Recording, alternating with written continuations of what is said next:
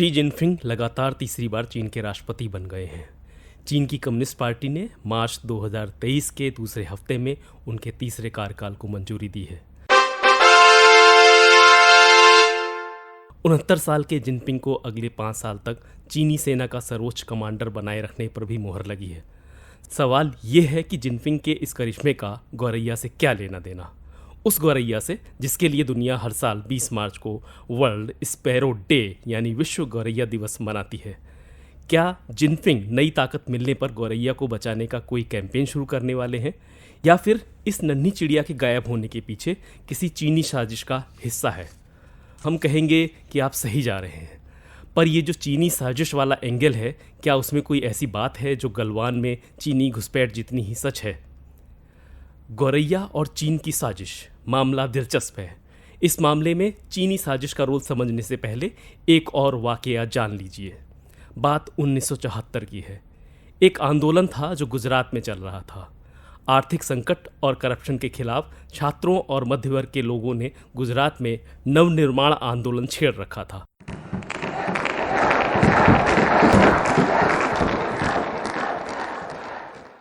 आंदोलन में हिंसा हुई, 100 के करीब लोग मारे गए। इसी दौरान अहमदाबाद के पुराने शहर के एक इलाके ढलनी पोल में दंगे भड़क गए। पुलिस आई, दंगाइयों पर निशाना साधकर गोली चलाई गई। एक गोली भूखी गौरैया को जा लगी। वो गौरैया वहां पेट भरने के लिए अनाज के दाने खोज रही थी। घटना से आहत लोगों को गौरैया की पुलिसिया गोली से मौत नागवार गुजरी। उन्होंने ढलनी पोल इलाके में गौरैया की याद में एक स्मारक बनवा दिया। स्मारक पर लगे पत्थर पर आज भी लिखा है, 1974 के दंगों के दौरान 2 मार्च शाम 5:25 पर एक भूखी गौरैया पुलिस फायरिंग का शिकार हो गई। हम चीनी साजिश वाले किस्से पर फिर लौटेंगे, पर इस साजिश की शिकार जिस चिड़िया का हम जिक्र कर रहे हैं, उसे लेकर हमारे शायर और कवि बहुत टची रहे हैं। हम में से बहुत से लोगों को गौरैया का शहरों और कस्बों से गायब हो जाना परेशान करता है।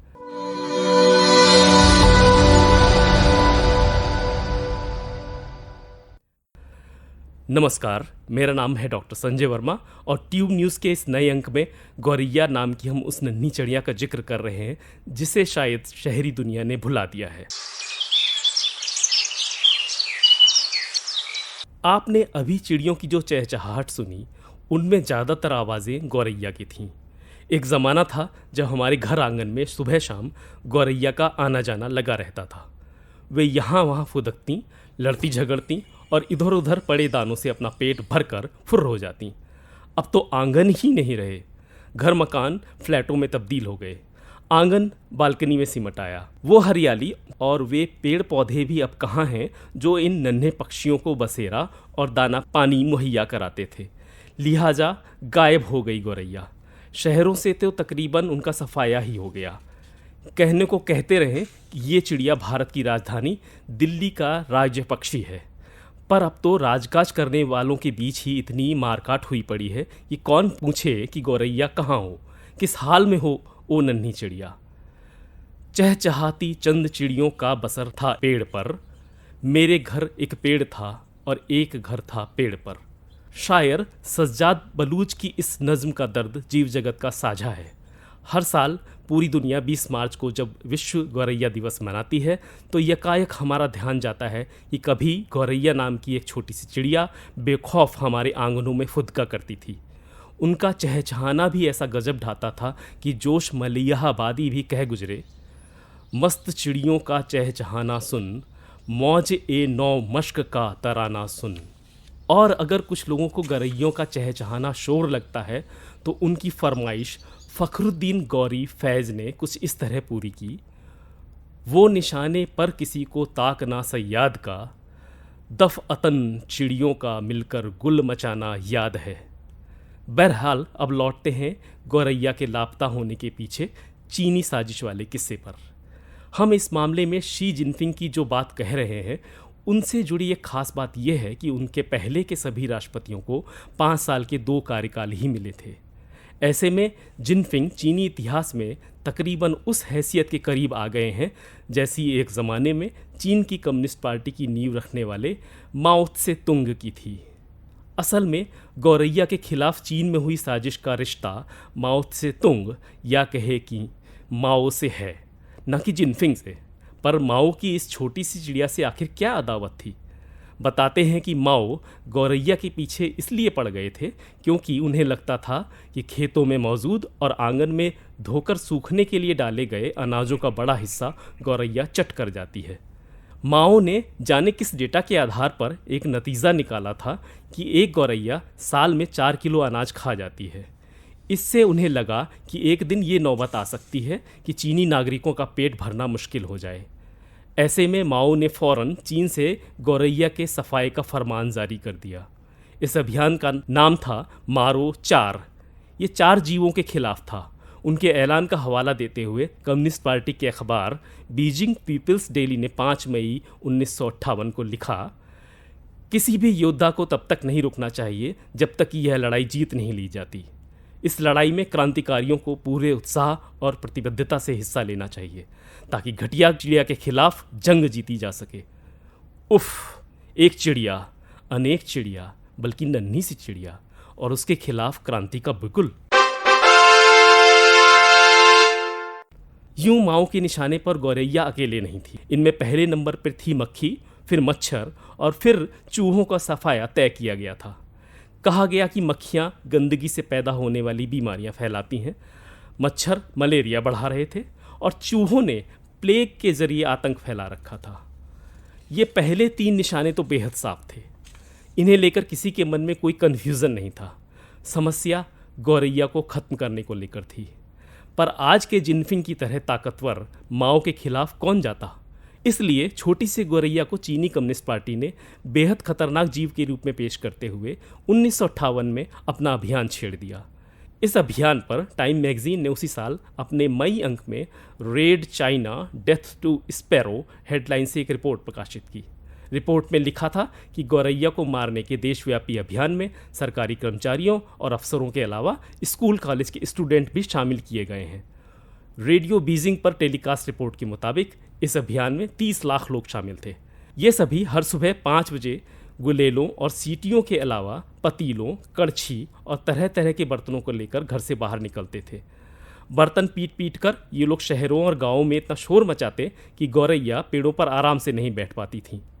ऐसे में लगातार कुछ दिनों तक बिना कुछ खाए पिए उड़ते रहने से लाखों गौरैया भूख से बेहाल होकर मर गईं। इसके अलावा हजारों गौरैया चीनियों की गुरेल से मार डाली गईं। एक ब्रिटिश पत्रकार फिलिप शॉर्ट ने अपनी किताब माओ अ लाइफ में लिखा कि एक रोज़ शोर से घबराई इन छोटी चिड़ियाओं में से कुछ 100 गौरैया बीजिंग स्थित पोलैंड के दूतावास में लगे वृक्षों पर जा बैठीं। ये देखकर पुलिस अफसरों ने चीनियों को दूतावास में घुसने नहीं दिया। इस पर सैकड़ों चीनियों ने दूतावास को चारों तरफ से घेर लिया। ये लोग वहाँ जमा होकर जोर जोर से ढोल नगाड़े बजाने लगे।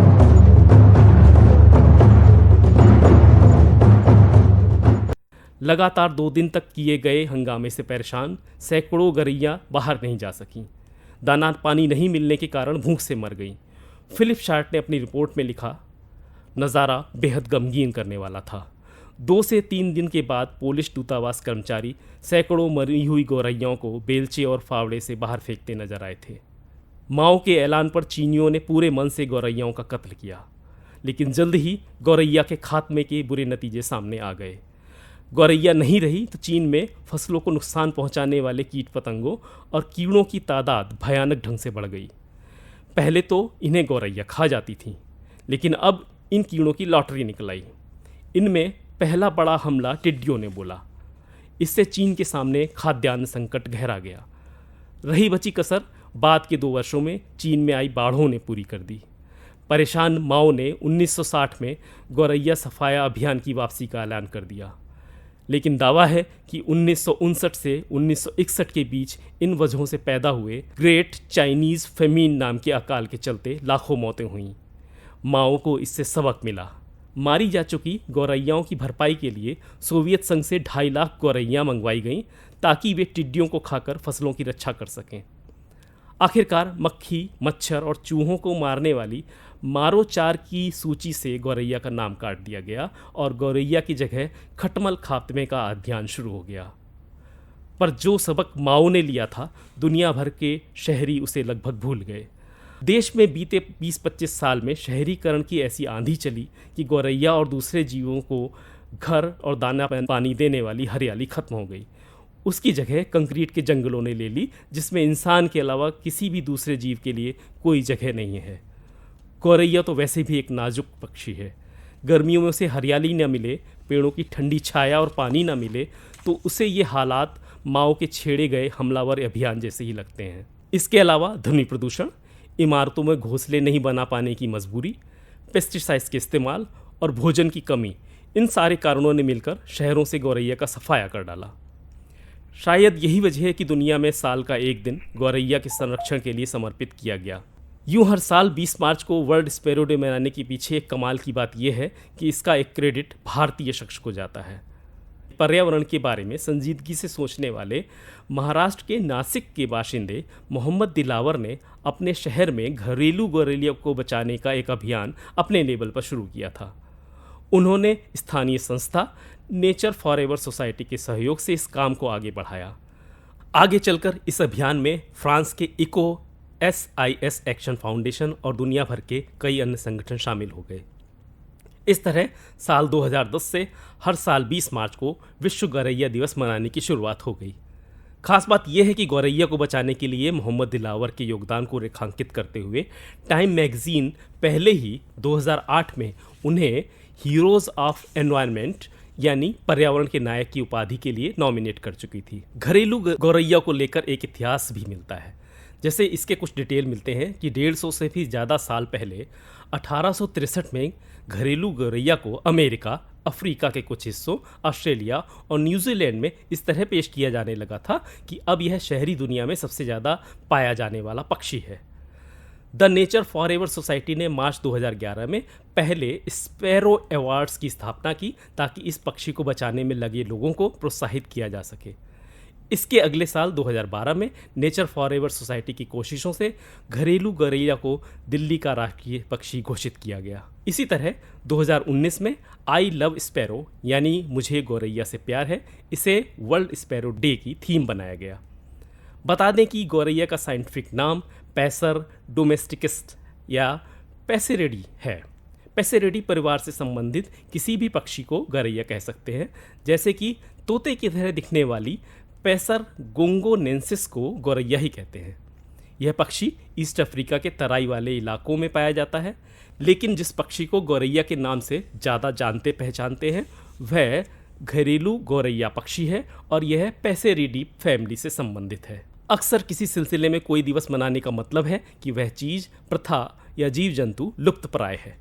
पर अगर ये सोचें कि इसी तरह उस खत्म होती चीज़ को लेकर जागरूकता लाई जा सकती है, तो गौरैया को वापस लाने और अपने घरों के आसपास देखने के लिए कई कोशिशें करनी होंगी। जैसे कि सबसे पहले ये तय करना होगा, अगर हम अपनी दुनिया को खूबसूरत बनाना चाहते हैं तो इसे समझने की ज़रूरत है कि गौरैया को खोने से हम इस कायनात की सुंदरता को खो रहे हैं। इसलिए गौरैया की देखभाल की कुछ उपायों पर अमल करने की ज़रूरत है। जो उपाय किए जा सकते हैं उनमें घर के आसपास खुले इलाकों में अनाज के दाने डालने की हिदायत दी जाती है। हालांकि पर्यावरणविद बताते हैं कि इसके लिए अलग से कोई उपाय करना ज़रूरी नहीं है। गौरैया अपना पेट भरने में खुद सक्षम है। जो काम कर सकते हैं उनमें गौरैया के लिए लकड़ी के घोंसले नुमा बॉक्स लगा सकते हैं। ये बॉक्स घर के लॉन, सोसाइटी के पार्क या बड़े फ्लैट की बालकनी में लगाए जा सकते हैं। शहर के अंदर मौजूद पार्कों और मॉन्यूमेंट्स में अपने दोस्तों और फैमिली के साथ गौरैया देखने की यात्राएं आयोजित करें। बर्ड वाचिंग की सैर के वीडियो बनाएं, तस्वीरें क्लिक करें और उन्हें अपने सोशल मीडिया अकाउंट पर शेयर करें। अपने आसपास गौरैया को लेकर जागरूकता पैदा करने वाली गतिविधियां शुरू करें। गौरैया कविता, फोटोग्राफी और कंपटीशन के जरिए गौरैया के खजाने की खोज जैसे मनोरंजक कार्यक्रमों के जरिए गौरैया को लेकर खूबसूरत यादें क्रिएट कर सकते हैं। विश्व गौरैया दिवस गौरैया के संरक्षण और संरक्षण का जश्न मनाने का दिन है। यह जैव विविधता और प्रकृति की सुंदरता की तारीफ करने का भी दिन है। बहरहाल गौरैया को बचाने के बारे में शायर अब्दुल सलाम आसिम ने क्या खूब कहा है, जिस जगह जो खुशनशीन आया नज़र रहने दिया, हमने रोशनदान में चिड़ियों का घर रहने दिया। धन्यवाद।